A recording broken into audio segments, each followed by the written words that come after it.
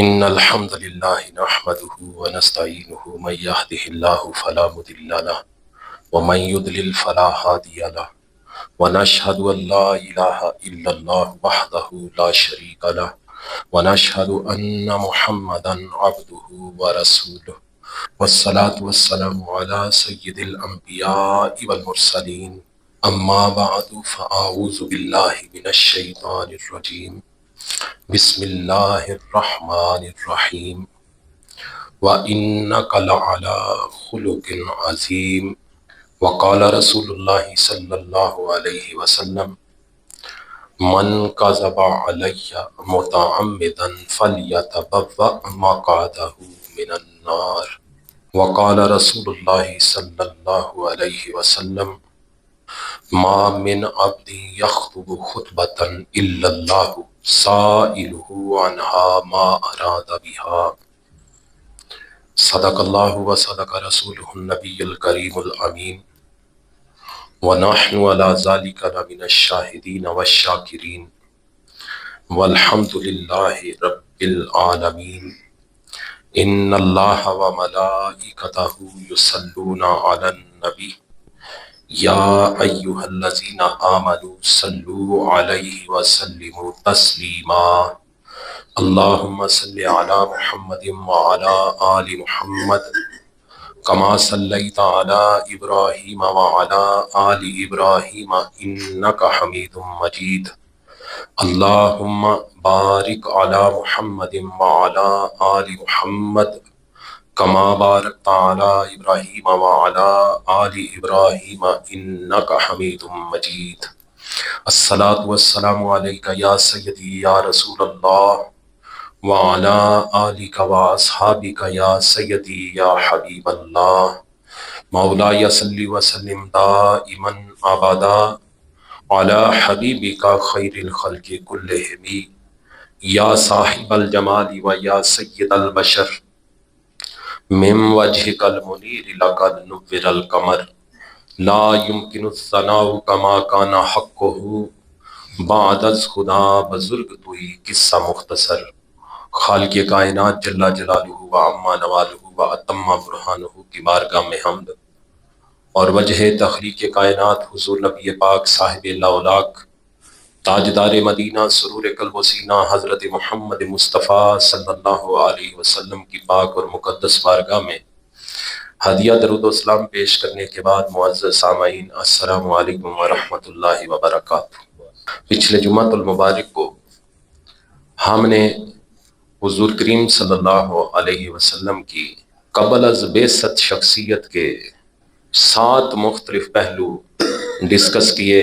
ان پہلوؤں میں سے 8واں پہلو وقت کی قلت کی وجہ سے بیان نہ ہو سکا، اور میں نے عرض کیا تھا کہ انشاءاللہ کسی دن باقاعدہ موضوع بنا کے اس ایک پہلو کا میں آپ کے سامنے انشاءاللہ تعالی بیان کروں گا۔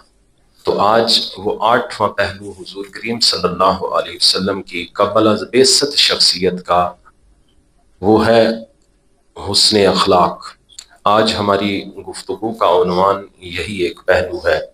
صلہ رحمی، سچ بولنا، کمزوروں کا بوجھ اٹھانا، نادار لوگوں کو مال دینا، مہمان نوازی کرنا اور راہ حق میں مصیبت زدہ لوگوں کی مدد کرنا اور امانت و دیانت، یہ 7 پہلو ڈسکس ہوئے تھے پچھلے جمعہ المبارک کو۔ آج 8واں پہلو حسن اخلاق، ہم گفتگو کریں گے اس پر انشاءاللہ العظیم۔ عزیزان من، اسلام میں حسن اخلاق کا پہلو نہایت جامع، گہرا اور زندگی کے ہر پہلو کو محیط ہے۔ یہ صرف اچھے برتاؤ یا نرم لہجے تک محدود نہیں، بلکہ انسان کی سیرت، کردار، نیت اور معاشرتی رویوں کا مکمل نظام ہے۔ اگرچہ قرآن مجید میں زیادہ تر آپ کریم صلی اللہ علیہ وسلم کی بعثت کے بعد کے اوصاف بیان ہوئے ہیں، لیکن سورہ قلم میں جو آیت نمبر 4 نازل ہوئی، وَإِنَّكَ لَعَلَىٰ خُلُقٍ عَظِيمٍ، اور بے شک آپ بلند ترین اخلاق پر ہیں۔ مفسرین قرآن علامہ ابن کثیر رحمۃ اللہ تعالی علیہ اور امام قرطبی رحمۃ اللہ تعالی علیہ کے مطابق یہ آیہ مبارکہ سید عالم صلی اللہ علیہ وسلم کی پوری زندگی کے اخلاق کو شامل ہے، اور اس میں بعثت سے قبل حیات طیبہ بھی داخل ہے۔ اب میں آپ کے سامنے حضور کریم صلی اللہ علیہ وسلم کی بعثت سے قبل شخصیت کا یہ جو پہلو ہے، اس حوالے سے مختلف کتب احادیث اور سیرت کی کتابوں، تاریخ کی کتابوں کے حوالے سے حضور کی ذات کا یہ جو پہلو ہے حسن اخلاق، اس کے مختلف اینگلز سے میں آپ کے سامنے روایات رکھنے لگا۔ صحیح ابن حبان کی حدیث نمبر 630 جو کہ صحیح حدیث ہے، حضرت ابن عباس رضی اللہ تعالیٰ عنہ فرماتے ہیں کانت قریش تسمی رسول اللہ صلی اللہ علیہ وسلم قبل ان ينزل علیہ الوحی الامین۔ قریش نبی کریم صلی اللہ علیہ وسلم کو وحی نازل ہونے سے پہلے امین کہا کرتے تھے۔ یہ امین کا لقب سید عالم صلی اللہ علیہ وسلم کی امانت و دیانت کا ایک واضح ثبوت ہے جو بعثت سے پہلے بھی سب پر ظاہر تھا۔ سیرت ابن حشام اور دلائل النبوہ امام بہقی کی جو کتاب ہے اس میں موجود ہے، حضرت عبداللہ بن عمر رضی اللہ تعالیٰ عنہ فرماتے ہیں لما اختلفت قریش فی من یدع الحجر قالوا اجعلوا بینکم حکما فجعلوا النبی صلی اللہ علیہ وسلم فوضعہ فی ثوبہ ثم قال لیأخذ کل قبیلۃ بطرف فرفعوہ فوضعہ بیدہ۔ جب حضور کریم صلی اللہ علیہ وسلم پر ابھی وحی نازل نہیں ہوئی تھی، حضور کے جوانی کے ایام تھے، کعبہ شریف کی تعمیر کی گئی۔ جب کعبہ تعمیر ہوا تو حجر اسود کو اس کی جگہ پہ رکھنے کا وقت آیا تو قریش کے قبیلوں میں اختلاف ہو گیا۔ ہر قبیلہ یہ چاہتا تھا کہ یہ سعادت ہمارے قبیلے کو ملے، حجر اسود کو اس کی جگہ پہ رکھنے کی۔ جب اختلاف ہوا تو ان میں سے ایک قریش کے سردار نے یہ فیصلہ کیا کہ کل جو بندہ سب سے پہلے حرم میں داخل ہوگا وہی اس کا فیصلہ کرے گا۔ اب جب اگلا دن آیا تو نبی کریم صلی اللہ علیہ وسلم سب سے پہلے آ گئے۔ جب حضور کو دیکھا تو سب نے کہا یہ امین ہے۔ آپ کریم صلی اللہ علیہ وسلم نے چادر بچھائی، اپنی چادر بچھا کے پتھر اس پر رکھا اور اس چادر کے چاروں کونوں کو مختلف قبائل کے سرداروں کو پکڑا دیا۔ جب انہوں نے پکڑ کے اوپر اٹھایا تو آپ کریم صلی اللہ علیہ وسلم نے اپنے مبارک ہاتھوں سے حجر اسود کو اس کے مقام پر رکھ دیا۔ دیکھیں یہ ایک بظاہر ایک واقعہ ہے، لیکن حضور کریم صلی اللہ علیہ وسلم کا اعلیٰ اخلاق دیکھیں، حضور کی حکمت دیکھیں۔ آقا کریم صلی اللہ علیہ وسلم کی حکمت، عدل اور سب کو راضی کرنے کی صلاحیت کا یہ شاہکار واقعہ ہے کہ حضور نے اس ایک واقعے میں کیسے اختلاف کو بھی ختم کر دیا، سب کو پتھر اٹھانے کی سعادت سے بھی نواز دیا اور خود اپنے مبارک ہاتھوں سے حجر اسود کو وہاں نصب فرما دیا۔ پھر سیرت ابن حشام میں یہ بات لکھی ہوئی ہے وَقَانَ يُعْرَفُ فِي قَوْمِهِ بِأَفْضَلِهِمْ خُلُقًا وَأَكْمَلِهِمْ أَمَانَةً وَأَصْدَقِهِمْ حَدِيثًا، کہ حضور کریم صلی اللہ علیہ وسلم اپنی قوم میں سب سے بہتر اخلاق والے، سب سے زیادہ امانت دار اور سب سے زیادہ سچے تھے۔ طبقات ابن سعد کی روایت ہے ما جربوا علیہ کاذبا قط ولا خیانتا ولا فاحشہ، کہ لوگوں نے حضور کریم صلی اللہ علیہ وسلم پر کبھی جھوٹ، خیانت اور کوئی فحش کام نہیں پایا۔ لوگوں نے کبھی نہیں دیکھا کہ حضور نے جھوٹ بولا ہو، لوگوں نے کبھی نہیں دیکھا کہ حضور نے کوئی فحش کام کیا ہو، لوگوں نے کبھی نہیں دیکھا کہ حضور نے کبھی کوئی خیانت کی ہو۔ ترمذی شریف کی حدیث نمبر 2794، اس کے حوالہ سے ام المومنین سیدہ عائشہ صدیقہ رضی اللہ تعالی عنہا کے مطابق آقا کریم صلی اللہ علیہ وسلم کمواری لڑکی سے زیادہ حیا والے تھے۔ اتنی حیا کمواری لڑکی میں نہیں ہوتی جتنی ہمارے حضور میں حیا تھی۔ اللہ اکبر۔ یہ الگ بات ہے کہ آج ہم حضور کا کلمہ پڑھنے والے، حضور سے محبت کرنے والے بے حیا ہو گئے ہیں۔ ہمیں کسی بڑے کی حیا نہیں، ہمیں کسی معزز کی حیا نہیں، ہم کسی کی حیا نہیں کرتے، کسی کی سفید داڑھی کا لحاظ نہیں کرتے۔ لیکن سیدہ فرماتی ہے کہ نبی کریم صلی اللہ علیہ وسلم کمواری لڑکی سے زیادہ باحیا تھے۔ اللہ اکبر۔ سیرت ابن ہشام میں لکھا ہے حضور کریم صلی اللہ علیہ وسلم کا اخلاق، وَكَانَ يُعِينُ الضُّعَفَاءَ وَيَرْحَمُ الْيَتَامَى وَيُوَاسِي الْمَحْرُومِينَ، کہ حضور صلی اللہ علیہ وسلم کمزوروں کی مدد کرتے، یتیموں پر رحم کرتے اور محروموں کو سہارا دیتے۔ یہ روایت بتاتی ہے کہ آقا کریم صلی اللہ علیہ وسلم کی شخصیت میں بچپن سے ہی ہمدردی، نرمی اور خدمت خلق شامل تھی۔ یہ میں کن کا اخلاق میں آپ کے سامنے رکھ رہا ہوں؟ اپنے آقا کریم صلی اللہ علیہ وسلم کا۔ نبی کریم صلی اللہ علیہ وسلم کے غلاموں، آج کل ہم تجارت کرتے ہیں، ہم بھی تاجر ہیں، تجارت کا کام بڑے لوگ ہم میں کرتے ہیں، لیکن آج ہم میلاد بھی مناتے ہیں، حضور سے محبت کا اظہار بھی کرتے ہیں، لیکن میں آپ کو میلاد والے آقا کی ذات اقدس کی شخصیت کا یہ جو پہلو ہے، تجارت سے منسلک لوگوں کے لیے اس میں سبق ہے۔ سنیے، جب حضور کریم صلی اللہ علیہ وسلم ام المومنین سیدہ خدیجہ الکبریٰ رضی اللہ تعالی عنہا کا نکاح سے قبل سامان تجارت لے کر تجارت کے لیے گئے اور واپس آ کر میسرہ جو غلام تھا حضرت خدیجہ الکبریٰ رضی اللہ تعالیٰ عنہا کا، جو ساتھ گیا تھا تجارت کے سفر میں، اس نے واپس آ کر حضرت خدیجہ الکبریٰ رضی اللہ تعالیٰ عنہا کو سارا احوال سنایا۔ طبقات الکبریٰ میں لکھا ہے فَلَمَّا قَدِمَ مَكَّةَ أَخْبَرَتْهَا مَيْسَرَةُ بِمَا رَأَىٰ مِنْ أَمَانَتِهِ وَصِدْقِ حَدِيثِهِ وَعَظِيمِ خُلُقِهِ، کہ جب آپ صلی اللہ علیہ وسلم تجارت کے قافلے سے واپس آئے تو میسرہ جو غلام تھا اس نے حضرت خدیجہ رضی اللہ تعالی عنہا کو حضور کریم صلی اللہ علیہ وسلم کی امانت، سچائی اور عظیم اخلاق کے بارے میں آ کے بتایا، اور آقا کریم صلی اللہ علیہ وسلم کی دیانت اور حسن اخلاق نے حضرت خدیجہ الکبریٰ رضی اللہ تعالی عنہا کو اتنا متاثر کیا کہ انہوں نے نکاح کی پیشکش کر دی۔ دیکھیے، یہ ہمارے حضور ہیں جن کا ہم میلاد منا رہے ہیں۔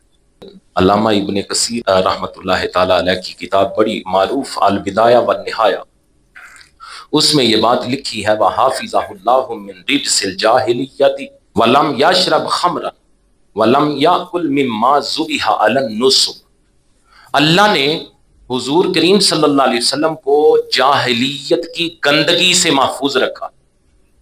آپ کریم صلی اللہ علیہ وسلم کے متعلق لکھا ہے علامہ ابن کثیر نے فَلَمْ يَشْرَكْ بِاللَّهِ قَطُّ، کہ آپ کریم صلی اللہ علیہ وسلم نے کبھی شرک نہیں کیا، وَلَمْ يَشْرَبْ خَمْرًا، اور نہ شراب پی، وَلَمْ يَأْكُلْ مِمَّا ذُبِحَ عَلَى النُّصُبِ، اور نہ ہی ایسے جانوروں کا گوشت کھایا جو بتوں کے نام پر ذبح کیے گئے۔ دیکھیں، جاہلیت کی آلودگیوں میں حضور کبھی مصروف نہیں ہوئے، اللہ نے محفوظ رکھا۔ حضور نے زندگی میں کبھی بھی شرک نہیں کیا، پھر حضور نے کبھی شراب نہیں پی۔ کیسی بات ہے، اگر آج میلاد منانے والا سارا سال شراب بھی پیتا رہے، میلاد کے دنوں میں آ کے میلاد کی محفلوں میں جا کے نعتیں پڑھنا شروع کر دے یا محافل نعت منعقد کرنا شروع کر دے، میلاد کی محفل منانا شروع کر دے، مجھے بتائیے کہ یہ شرابی یہ حضور کے کردار کا مذاق اڑا رہا ہے کہ نہیں؟ حضور کا اخلاق اس لیے میں آپ کے سامنے رکھ رہا ہوں کہ جو حضور کریم صلی اللہ علیہ وسلم کا اخلاق ہے، ہم نے حضور کا وہ اخلاق بھی اپنانا ہے اور حضور کا میلاد بھی منانا ہے۔ حضرت ہشام بن عامر رضی اللہ تعالی عنہ آپ بیان کرتے ہیں کہ میں نے ام المومنین سیدہ عائشہ صدیقہ رضی اللہ تعالی عنہا سے عرض کی اے ام المومنین، مجھے رسول اللہ صلی اللہ علیہ وسلم کے اخلاق کے متعلق بتائیے۔ تو سید عائشہ صدیقہ رضی اللہ تعالی عنہا نے کہا اما تقرأ القرآن، شام کیا تم قرآن نہیں پڑھتے؟ کہتے ہیں میں نے کہا کیوں نہیں، میں پڑھتا ہوں قرآن۔ تو سید عائشہ صدیقہ رضی اللہ تعالی عنہا نے فرمایا کانا خلقہ القرآن، یہ جو تم قرآن پڑھتے ہو میرے محبوب کا سارا اخلاق یہ قرآن ہے، یہ قرآن میرے محبوب کا اخلاق ہے۔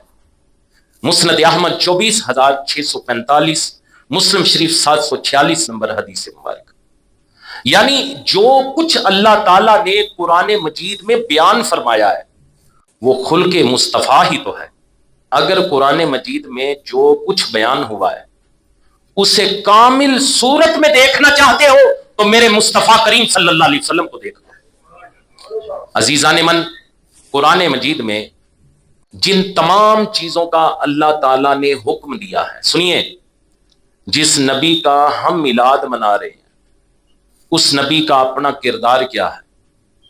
میرے اس جملے پہ آپ نے ذرا غور کرنی ہے کہ قرآن مجید میں جن تمام چیزوں کا اللہ تعالیٰ نے حکم دیا ہے سید عالم صلی اللہ علیہ وسلم ان تمام چیزوں پہ عمل فرماتے تھے، اور جن تمام کاموں سے اللہ تعالیٰ نے منع فرمایا ہے نبی کریم صلی اللہ علیہ وسلم ایسے تمام کاموں سے دور رہتے تھے۔ حضور کریم صلی اللہ علیہ وسلم کی ساری زندگی قرآن مجید کی عملی تفسیر ہے۔ اگر آپ کی سیرت کو کسی عبارت میں پیش کیا جائے تو وہ قرآن کی آیتیں ہیں، اور اگر قرآن مجید کی آیات کو انسانی پیکر میں ڈھالا جائے تو وہ پیکر مصطفیٰ ہے۔ اس کائنات کے اندر جتنے بھی عمدہ اخلاق تھے میرے عزیزو، وہ سب اخلاق ذات مصطفیٰ کریم صلی اللہ علیہ وسلم میں پائے جاتے تھے۔ یہ ہیں وہ ہمارے اللہ کے محبوب جن کا ہم میلاد منا رہے ہیں۔ آپ کریم صلی اللہ علیہ وسلم کے خلق کو اس لیے بھی عظیم کہا گیا ہے کہ آپ کریم صلی اللہ علیہ وسلم مکارم اخلاق کے جامع تھے۔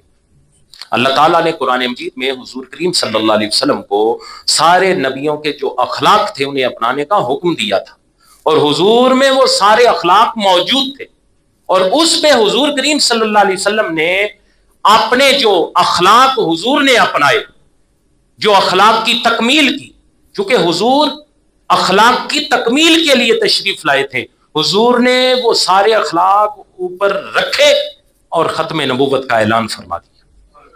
آقا کریم صلی اللہ علیہ وسلم کے اخلاق کی تکمیل کے حوالے سے موطا امام مالک میں 8 نمبر حدیث ہے۔ سید عالم صلی اللہ علیہ وسلم نے فرمایا انما بعثت لاتمم مکارم الاخلاق، بے شک اللہ تعالیٰ نے مجھے مکارم اخلاق کو مکمل کرنے کے لیے مبعوث کیا۔ حضور کریم صلی اللہ علیہ وسلم کا اخلاق کیسا تھا؟ حضرت انس رضی اللہ تعالی عنہ بیان کرتے ہیں، ترمذی شریف میں 1938 نمبر حدیث مبارکہ ہے، دیگر کتب احادیث کے اندر بھی یہ بات موجود ہے۔ حضرت انس رضی اللہ تعالیٰ عنہ بیان کرتے ہیں کہ میں نے 10 سال حضور کریم صلی اللہ علیہ وسلم کی خدمت کی، فما قال لی اف قط، حضرت انس رضی اللہ تعالیٰ عنہ فرماتے ہیں کہ آقا کریم صلی اللہ علیہ وسلم نے کبھی بھی مجھے اف نہیں فرمایا، اور میں نے جو کام کیا اس کے بارے میں یہ نہیں فرمایا کہ تم نے یہ کیوں کیا، اور میں نے جو کام نہیں کیا اس کے بارے میں حضور نے یہ نہیں فرمایا کہ تم نے یہ کیوں نہیں کیا۔ وَقَانَ رَسُولَ اللَّهِ صلی اللہ علیہ وسلم من احسن الناس خلقا، اور رسول کریم صلی اللہ علیہ وسلم سب سے زیادہ اچھے اخلاق والے تھے۔ یہ اس بندے کا بیان ہے جس نے 10 سال حضور کے شب و روز دیکھے، حضور کی خدمت کی، اور کہا کہ میرے آقا سے بڑھ کے کسی کے اچھے اخلاق نہ تھے۔ ام المومنین سیدہ عائشہ صدیقہ رضی اللہ تعالی عنہا آپ اپنا مشاہدہ بیان کرتی ہیں، شمائل ترمذی میں 333 نمبر حدیث مبارکہ ہے، ما رأیت رسول اللہ صلی اللہ علیہ وسلم منتصرا من مظلمۃ ظلمها قط۔ ام المومنین فرماتی ہیں کہ میں نے رسول کریم صلی اللہ علیہ وسلم کو کبھی نہیں دیکھا کہ آپ نے اپنی ذات اقدس کے لیے کسی شخص سے ظلم کا بدلہ لیا۔ ہاں البتہ جب کوئی اللہ تعالیٰ کی حرمتوں میں سے کسی کا ارتکاب کرتا تو حضور بدلہ لیتے۔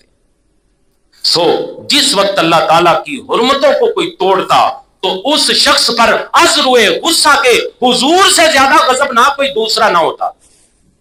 جب اپنی ذات کی بات ہوتی تو حضور کبھی بدلہ نہ لیتے، لیکن جب اللہ کے احکامات کو پس پشت ڈالا جاتا، اللہ کے احکامات کی کوئی خلاف ورزی کرتا، تو حضور سے بڑھ کے اس پہ کوئی غضبناک بھی نہ ہوتا۔ یعنی یہ حضور کریم صلی اللہ علیہ وسلم کا کمال اخلاق تھا کہ جس شخص نے بھی حضور کریم صلی اللہ علیہ وسلم پر جتنی بھی زیادتی کی، آقا کریم صلی اللہ علیہ وسلم نے اس سے زیادتی کا بدلہ نہیں لیا بلکہ اسے معاف فرما دیا۔ یہ ہے میرے حضور کا اخلاق، یہ ہے میلاد والے آقا کا اخلاق، جن کا ہم جھنڈیاں لگا کر، نعرے لگا کر، تقریریں کر کے، سٹیج سجا کے، پیسے خرچ کے جن کا ہم میلاد کر رہے ہیں، یہ میرے اس محبوب کا اخلاق ہے۔ امام نبہانی علیہ رحمہ فرماتے ہیں کہ اگر کوئی شخص حضور کریم صلی اللہ علیہ وسلم کے ساتھ بد سلوکی کرتا، تب بھی حضور کریم صلی اللہ علیہ وسلم اس کے ساتھ بد سلوکی نہ کرتے۔ اگر کوئی معذرت خواہ ہوتا تو حضور کریم صلی اللہ علیہ وسلم اس کی معذرت کو قبول فرماتے۔ اگر کوئی آپ کو تکلیف پہنچاتا تو آقا کریم صلی اللہ علیہ وسلم اس سے درگزر فرماتے، اور حضور کریم صلی اللہ علیہ وسلم فرمایا کرتے، اللہ میرے بھائی موسیٰ پر رحم فرمائے، انہیں اس سے بھی زیادہ تکالیف پہنچائی گئی مگر انہوں نے صبر کیا۔ شرح شمائل ترمذی صفحہ 485 پہ امام نبہانی کا یہ فرمان موجود ہے۔ نبی کریم صلی اللہ علیہ وسلم کے غلاموں، یہ میرے حضور کا اخلاق ہے۔ پھر یہی وہ اخلاق ہے کہ جو حضور کریم صلی اللہ علیہ وسلم نے لوگوں کے سامنے پیش کیا، پھر اس اخلاق نے ساری دنیا کو مو لیا۔ آج ہم کیا ہیں؟ جس محبوب کے نام کے ہم اتنے دنوں سے نعرے لگا رہے ہیں، پورا سال لگاتے رہتے ہیں، محافل منعقد کرتے ہیں، ہم کرتے بھی ہیں، کرنی بھی چاہیے، لیکن جو سب سے ضروری چیز ہے وہ یہ ہے کہ ہم اپنے چہروں کو درست کریں، ہماری چہروں کے رخ گنبد خضرا کی طرف ہوں، ہمارے چہروں کے رخ خانہ کعبہ شریف کی طرف ہوں، ہمیں اپنی سمت کو درست کرنا ہے۔ میلاد مناؤ، منانا چاہیے، ہم مناتے ہیں، لیکن حضور کے اخلاق بھی اپناؤ۔ آج ہمارے اخلاق کا کیا حال ہے؟ میرے آقا کریم صلی اللہ علیہ وسلم نے کائنات میں یہ جو ایک انقلاب برپا کیا حسن اخلاق کا، دنیا کائنات میں کوئی انسان آج تک ایسی مثال نہیں پیش کر سکا۔ اگر ہمارے حضور عظیم ہیں تو آج ہم ان کا کلمہ پڑھنے والے کیوں ان کے اخلاق سے دور ہیں؟ کوئی نہ کوئی وجہ ہونی چاہیے، ہمیں سمجھنی چاہیے کہ بھئی کیا بات ہے جس نبی کا ہم کلمہ پڑھے سارے نبی بھی اس کی عظمت کو نہ پا سکے، اس نبی کے صدقے ہم امتوں میں بڑی عظیم امت بن جائیں، ہماری شان جیسی کوئی امت نہ ہو۔ آج کیا وجہ ہے کہ حضور کے وہ امتی حضور کے اخلاق سے دور ہو گئے۔ اللہ اکبر۔ میں کوجا تے رج کے کوجا جویں ہنیرا، او سونا تے رج کے سونا، سونا جویں سویرا، ایک سونا اتوں منہ دا مٹھا تے نالے قاتل نین نشیلے، توبہ توبہ کون بچائے ایتھے لٹے گئے قبیلے، تے خلق اودے نے مولئی دنیا کوئی ورلا جان بچاوے، آزم ایڈا سونا ماہی، آزم ایڈا سونا ماہی، آزم ایڈا سونا ماہی، سنو کدرے نظر نہ آوے۔ کچھ ان کے خلق نے مولی، کچھ ان کے پیار نے کر لی، مسخر ساری دنیا سید ابرار نے کر لی۔ عزیزو، حضور کریم صلی اللہ علیہ وسلم کا اخلاق اپنانا ہمارے لیے بہت ضروری ہے۔ رات کو میلاد کی محفل پڑھ کے باہر نکلیں، گلی میں جا کے ایک دوسرے کو گالیاں نکالنی شروع کر دیں۔ یہ کیسا میلاد ہم منا رہے ہیں؟ جس محبوب کی اخلاق کے ہم نغمے گائیں سٹیج پہ بیٹھ کے، اس محبوب کے امتی بازار میں محفل سے نکلتے ہی ایک دوسرے سے بدست و گریباں ہو جائیں، ایک دوسرے کو ماؤں بہنوں کی گالیاں دینا شروع کر دیں، نماز کا ٹائم ہو تو نماز کو پسے پشت ڈال دیں۔ ہم سب کو اس بات پہ سوچنا ہے، مر جانا ہے ہر کسی نے دنیا میں نہیں رہنا۔ پتہ ہے نا آپ کو، کوئی ایسا بندہ ہاتھ کھڑا کر کے مجھے یہ بتائے جو یہ کہتا ہے کہ میں نے زندہ رہنا ہے ہمیشہ کے لیے۔ او بھائی، جب مر جانا ہے اللہ کا شکر ادا کرو، اللہ نے سچا دین عطا فرمایا ہے۔ ہم مسلمانوں کے گھر میں پیدا ہوئے ہیں، ہم نے جب مر ہی جانا ہے۔ زندگی کا اعتبار ہے جی، ایک لمحے کا اعتبار نہیں۔ مجھے نہیں اس بات کا اعتبار کہ میں ممبر سے نیچے اتر سکوں گا کہ نہیں۔ اگر ایسی بات ہے، لازم ہے، تو پھر آؤ اپنی زندگیوں کے رخ ٹھیک کریں۔ میلاد ہم منائیں، ضرور منائیں، میں بڑا زور دیتا ہوں میلاد منانے پہ، لیکن میں اس بات پہ اس سے بھی زیادہ زور دیتا ہوں کہ ہمیں اپنا اخلاق بھی بہتر کرنا ہے۔ ہم نے اپنی زندگیوں کے رخ، اپنی سوچ کے رخ گنبد خضرا کی طرف کرنے ہیں، حضور کی پیروی میں زندگی گزارنی ہے، حضور کے اخلاق کو اپنانا ہے۔ ایسا نہ ہو کہ ہم میلاد منا رہے ہوں، ساری رات میلاد منا کے صبح فجر کا وقت ہو تو ہم سو جائیں۔ تو مجھے بتائیے پوری دیانتداری سے ایسے میلاد کا کیا فائدہ یار؟ ساری رات تم جاگتے رہے، لیکن صبح نماز کا وقت ہوا جو فرض ہے۔ ہاں میلاد سے دشمنی نہ رکھو، لیکن منا نہیں سکے تو، باوجود نہیں منا سکے تو اس کی پوچھ نہیں ہوگی۔ لیکن اگر نماز چھوڑ دی تو اس کی معافی کوئی نہیں۔ کوئی بندہ مجھے بتائیں جو یہ کہے کہ نماز کی معافی ہو جائے گی، مجھے کوئی ایسا عالم بتائیں، کوئی فقیہ بتائیں جو یہ کہے کہ نماز کی معافی ہو جائے گی۔ اور میرے بھائیوں اور بزرگوں، الحمدللہ ہم اہل سنت ہیں، اہل سنت کا یہ عقیدہ ہے کہ نماز کی معافی کوئی نہیں۔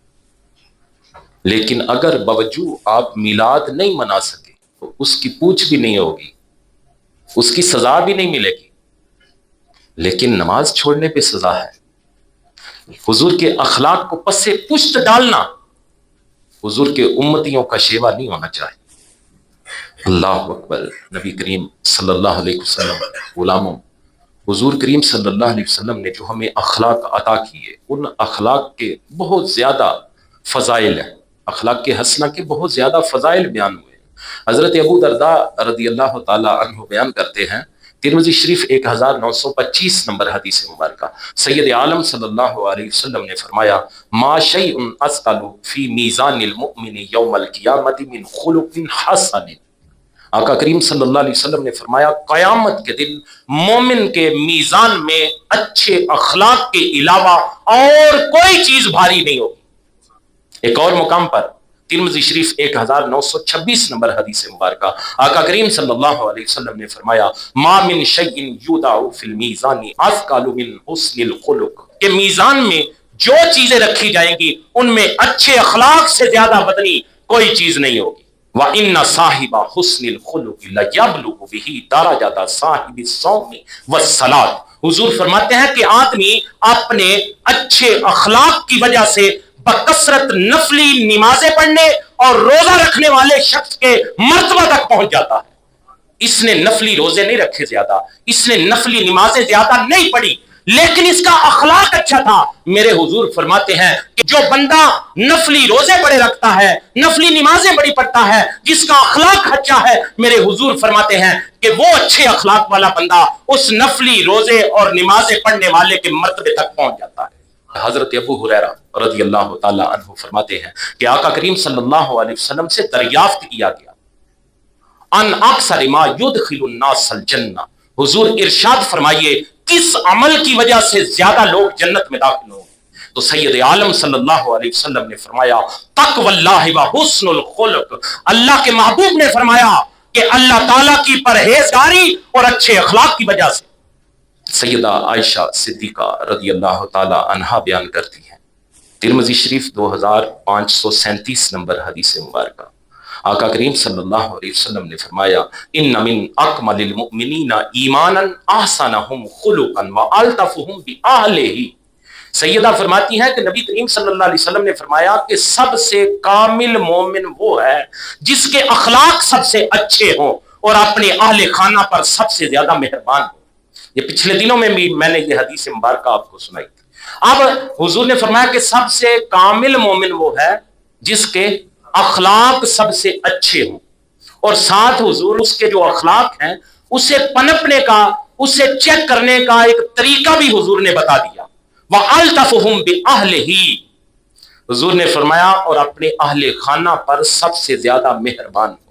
یعنی یہ نہیں کہ وہ باہر چل پھر رہا ہے، ہر کسی سے محبت کے ساتھ پیش آ رہا ہے، ہر کسی سے سلام لے رہا ہے، بڑی محبت کر رہا ہے، اچھے اعمال کر رہا ہے، لیکن یہی حاجی صاحب جو باہر بنے پھرتے ہیں جب اپنے گھر میں داخل ہوں تو چاندے جنانی دے گل پی جان، بچیاں نو گالاں کڈنیاں شروع کر دیں۔ یہ بندہ وہی ہے جو باہر بڑے اعلیٰ اخلاق کا مظاہرہ کر رہا ہے، لیکن جب گھر میں جاتا ہے تو جاتے ہی بچوں کو گالیاں مارنا پیٹنا شروع کر دیتا ہے۔ میرے حضور نے یہ اخلاق کو چیک کرنے کا طریقہ بتایا ہے۔ حضور کا یہ فرمان سچ ہے کہ سب سے کامل مومن وہ ہے جس کے اخلاق سب سے اچھے ہوں، لیکن حضور نے ساتھ یہ بھی فرمایا ہے کہ باہر حاجی بن کے نہیں چلتے پھرتے رہنا، صرف جب گھر میں جاؤ تو جو باہر اخلاق ہیں گھر والوں پہ بھی اسی طرح تم مہربان ہو جاؤ۔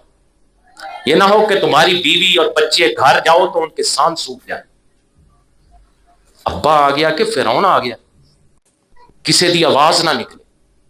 تم گھر جاؤ، تمہارے خوش اخلاقی تمہارے بچوں پہ اتنی اچھی اثر انداز ہو کہ لوگوں سے بڑھ کے تمہاری عزت کریں، انہیں اس بات کا احساس ہو کہ ہمارے والد کی باہر اتنی اچھی ریپوٹیشن ہے۔ کس وجہ سے ہے؟ اس وجہ سے ہے کہ ہمارے پاپا کا اخلاق ہمارے ساتھ بھی اچھا ہے، لوگوں کے ساتھ بھی اچھا ہے۔ اللہ اکبر۔ نبی کریم صلی اللہ علیہ وسلم کے غلاموں حضرت ابو ہریرہ رضی اللہ تعالیٰ عنہ فرماتے ہیں کہ نبی کریم صلی اللہ علیہ وسلم نے فرمایا، کیا میں تمہیں بتاؤں کہ تم میں سے بہترین شخص کون ہے؟ صحابہ اکرام نے عرض کیا، حضور کیوں نہیں؟ حضور ارشاد فرمائے تو آقا کریم صلی اللہ علیہ وسلم نے فرمایا، تم میں سے عمر رسیدہ اور زیادہ حسن اخلاق والا بہترین ہے۔ ایک مرتبہ سوال کیا گیا کہ حضور اللہ کے نزدیک سب سے محبوب بندہ کون ہے؟ فرمایا، جو ان میں سے سب سے بہترین اخلاق والا ہو۔ صحابہ اکرام نے عرض کیا، یا رسول اللہ صلی اللہ علیہ وسلم، حضور انسان کو عطا کی گئی سب سے بہترین چیز کون سا ہے؟ تو حضور نے فرمایا، حسن اخلاق۔ حضرت جابر رضی اللہ تعالیٰ عنہ فرماتے ہیں کہ سید عالم صلی اللہ علیہ وسلم نے فرمایا، ان من احبکم الی واقربکم منی مجلسا یوم القیامت احاسنکم اخلاقا۔ حضور نے فرمایا، قیامت کے دن میرے نزدیک سب سے زیادہ پسندیدہ اور میرے سب سے قریب وہ لوگ ہوں گے جو دنیا میں اچھے اخلاق کے مالک ہوں گے۔ آج ہم میں سے کون نہیں چاہتا ہمیں حضور کا قرب ملے؟ ہم سارے چاہتے ہیں نا ہمیں حضور کا قرب ملے، ہم سارے چاہتے ہیں کہ حضور ہمیں سب سے زیادہ پسند فرمائے۔ تو بھائی آپ کو مبارک ہو، مجھے بھی مبارک ہو اس بات پہ کہ حضور نے فرما دیا، طریقہ بتا دیا، حضور نے طریقہ ارشاد فرما دیا، ان من احبکم الی واقربکم منی مجلسا یوم القیامت احاسنکم اخلاقا۔ قیامت کے دن میرے نزدیک سب سے زیادہ پسندیدہ اور میرے سب سے قریب وہ لوگ ہوں گے جو دنیا میں اچھے اخلاق کے مالک ہوں۔ ترمذی شریف 1941 نمبر حدیث مبارکہ۔ مجھے بتائیے یار، طریقہ حضور نے بتا دیا، اب پتہ چلے گا ہم حضور سے کتنی محبت کرتے ہیں، ہمارا کتنا دل کرتا ہے کہ حشر والے دن ہم حضور کے قریب ہوں، حشر والے دن ہم حضور کے پسندیدہ ہوں۔ اب پتہ چلے گا، طریقہ حضور نے بتا دیا کہ یہ طریقہ اپنا لو، حشر والے دن تم سب سے زیادہ محبوب مجھے ہوگے، پسندیدہ ہوگے اور سب سے زیادہ میرے قریب ہوگے۔ ہمیں چاہیے حضور کا یہ فرمان سن کے اس جانب دوڑ لگا دے کہ ہم نے اخلاق کو سنوارنا، ہم نے اپنے اخلاق کو سنوارنا ہے۔ نبی کریم صلی اللہ علیہ وسلم کے غلاموں، معجم الکبیر میں حضور صلی اللہ علیہ وسلم کا فرمان ہے، حضرت ابن عباس رضی اللہ تعالیٰ عنہ روایت کرتے ہیں کہ سید عالم صلی اللہ علیہ وسلم نے فرمایا، اچھے اخلاق گناہ کو اس طرح پگھلا دیتے ہیں جس طرح پانی برف کو پگھلا دیتا ہے، اور برے اخلاق عمل کو ایسے خراب کر دیتے ہیں جیسے سرکہ شہد کو خراب کر دیتا ہے۔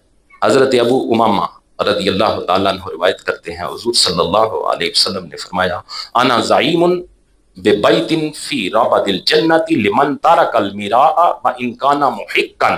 حضور نے فرمایا، میں اس شخص کو جنت کے ایک طرف محال ملنے کی ضمانت دیتا ہوں جو حق پر ہونے کے باوجود لڑائی جھگڑا چھوڑ دے۔ وَبِبَيْتٍ فِي وَسَطِ الْجَنَّةِ لِمَنْ تَرَكَ الْكَاذِبَ وَإِنْ كَانَ مَاسِفًا۔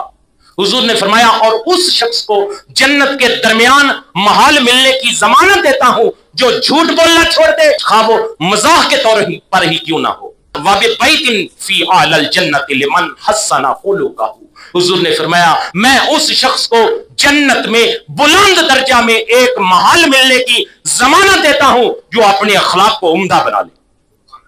اللہ اکبر۔ نبی کریم صلی اللہ علیہ وسلم کے غلاموں، میں نے متعدد حضور کریم صلی اللہ علیہ وسلم کی احادیث آپ کو سنائی۔ بعض بندے یہ سمجھتے ہیں کہ اخلاق، حسن اخلاق یا اچھا اخلاق بس یہی ہے کہ جو بندہ ملے اس سے خوش ہو کے ملے، اچھے الفاظ کے ساتھ ملے۔ ہم یہی عموماً سمجھتے ہیں یا بڑا اچھا اخلاق ہے جی اس کا، بڑے اچھے الفاظ سے ایک دوسرے کو جو ملتا ہے ہم سمجھتے ہیں کہ یہ بڑے اچھے اخلاق کا مالک ہے۔ آئیے آج کی اس گفتگو میں متعدد چیزیں میں نے احادیث میں بھی بیان کر دی ہے، اور باقی جو نہیں بھی بیان ہو سکی وہ میں آپ کو بتاتا ہوں کہ اخلاق میں اور کون کون سی چیزیں آتی ہیں۔ سب سے پہلی چیز اللہ کے احکام پر عمل کرنا اور منع کردہ جو کام ہے ان سے باز رہنا، اس نے اخلاق ہے۔ بھائی آپ کو اس بات کی سمجھ آئی؟ اللہ نے جو حکم دیے ہیں ان پہ عمل کرنا، اور جو اللہ نے جن کاموں سے منع کیا ہے ان سے منع رہنا، باز رہنا، یہ کیا ہے؟ حسن اخلاق۔ کسی خادم کو یا ملازم کو اوف تک بھی نہ کہنا، حسن اخلاق ہے۔ وہ حضرت انس رضی اللہ تعالیٰ عنہ والی بات کہ میں 10 سال حضور کی بارگاہ میں رہا ہوں لیکن حضور نے کبھی مجھے اف بھی نہیں کہا۔ پھر بد سلوکی کرنے والے کے ساتھ بھی بد سلوکی نہ کرنا، حسن اخلاق۔ اگر کوئی معذرت کرے تو اس کی معذرت کو قبول کر لینا کیا ہے؟ حسن اخلاق ہے۔ پھر تکلیف دینے والے سے درگزر کرنا، حسن اخلاق ہے۔ صبر کرنا، حسن اخلاق ہے۔ ہنستے مسکراتے رہنا، ہم وقت چہرے پہ مسکراہٹ رکھنا، حسن اخلاق ہے۔ نرمی والا رویہ اپنانا، حسن اخلاق ہے۔ سخت کلامی نہ کرنا اور تند خو نہ ہونا، حسن اخلاق ہے۔ پھر گفتگو میں فحش کوئی نہ کرنا اور چلا چلا کر گفتگو نہ کرنا، حسن اخلاق ہے۔ کسی کے عیب بیان نہ کرنا، حسن اخلاق ہے۔ بخل یا حرص نہ کرنا، حسن اخلاق ہے۔ کسی کی مدح برائے خوشامد، کسی کو خوش کرنے کے لیے، خوشامد کے لیے اس کی تعریف نہ کرنا، حسن اخلاق ہے۔ کسی سے مذاق نہ کرنا، حسن اخلاق ہے۔ کسی سے جھوٹ نہ بولنا، حسن اخلاق ہے۔ اگر کوئی چیز پسند نہ آئے تو اس سے تغافل کرنا، حسن اخلاق ہے۔ اور کسی سے جھگڑا نہ کرنا، حسن اخلاق ہے۔ تکبر نہ کرنا، حسن اخلاق ہے۔ پھر لا یعنی چیزوں سے بچنا، لا یعنی باتوں سے بچنا، حسن اخلاق ہے۔ پھر کسی کی مذمت نہ کرنا، حسن اخلاق ہے۔ تکبر نہ کرنا، حسن اخلاق ہے۔ کسی ایسی چیز کی جستجو نہ کرنا جس کے واقعہ ہونے سے عار ہو، یعنی کہ کوئی ایسا کام نہ چاہنا اگر وہ کر لوں تو پھر وہ برا سمجھا جائے کام۔ کسی ایسی چیز کی تمنا سے بھی بچ جانا، حسن اخلاق ہے۔ پھر بزرگوں کی محفل میں خاموشی سے ادب کے ساتھ بیٹھنا، حسن اخلاق ہے۔ پھر کسی محفل یا مجلس میں جھگڑا نہ کرنا، حسن اخلاق ہے۔ دوسروں کی بات مکمل ہونے سے پہلے گفتگو شروع نہ کرنا، حسن اخلاق ہے۔ مجلس میں موجود ہر شخص کی بات کو یکساں توجہ دینا، حسن اخلاق ہے۔ اگر محفل میں لوگ کسی بات پر تعجب کریں یا تعجب نہ کریں تو سب کے ساتھ تعجب کرنا اور مسکرانا یا نہ کرنا۔ اگر سب نہیں کر رہے تم بھی نہ کرو، سب تعجب کر رہے ہیں، تمہیں سمجھ آئی یا نہیں آئی، اس محفل کے شرکاء کے لیے سب کے ساتھ مل کے تعجب کرنا بھی حسن اخلاق ہے۔ پھر اجنبی یا مسافر کی سخت گفتگو پر صبر کرنا۔ آپ نے متعدد واقعات سنے ہیں کہ کوئی بدو آیا حضور کی بارگاہ میں، سخت الفاظ بیان کیے لیکن حضور نے اسے برداشت کیا، اس پر صبر کیا۔ اجنبی یا مسافر کی سخت گفتگو پر صبر کرنا کیا ہے؟ اللہ اکبر۔ پھر ضرورت مند کی مدد کرنا، حسن اخلاق ہے۔ حد سے تجاوز نہ کرنے والے کی تعریف کرنا، حسن اخلاق ہے۔ جب تک کوئی حد سے تجاوز نہ کرے اس وقت تک اس کی گفتگو کو نہ کاٹنا بھی حسن اخلاق ہے۔ ہر کسی سے خندہ پیشانی کے ساتھ، مسکراتے چہرے کے ساتھ ملنا، یہ بھی حسن اخلاق ہے۔ پھر بھلائی کے کاموں میں اپنا مال خرچ کرنا، یہ بھی حسن اخلاق ہے۔ پھر تکلیف دہ چیز کو دور کرنا، راستے میں کوئی تکلیف دہ چیز ہے اسے اس وجہ سے دور کر دینا کسی کو نقصان پہنچائے گی، یہ بھی حسن اخلاق ہے۔ گویا ہر اچھا کام حسن اخلاق ہے، اور حسن اخلاق جو ہے وہ میرے آقا کریم صلی اللہ علیہ وسلم کی زندگی میں اس کے عملی نمونے ملتے ہیں۔ نبی کریم صلی اللہ علیہ وسلم کے غلاموں، ہماری گفتگو پچھلے جمعہ کو شروع ہوئی تھی اس موضوع پہ کہ حضور کریم صلی اللہ علیہ وسلم کی بعثت سے قبل شخصیت میں جو چند پہلو ہم بیان کرنا شروع کیے تھے، 7 میں نے پچھلے جمعے کو کیے، اور 8واں اس دن میں نے کہا تھا کسی دن وقت ملا تو باقاعدہ موضوع بنا کے حسن اخلاق، یہ بھی حسن اخلاق حضور کریم صلی اللہ علیہ وسلم کی ذات اقدس میں بعثت سے قبل حضور کی زندگی حسن اخلاق کا ایک مرقع تھی، شاہکار تھی۔ وہ اس حوالے سے میں نے آج آپ کے سامنے متعدد احادیث رکھی۔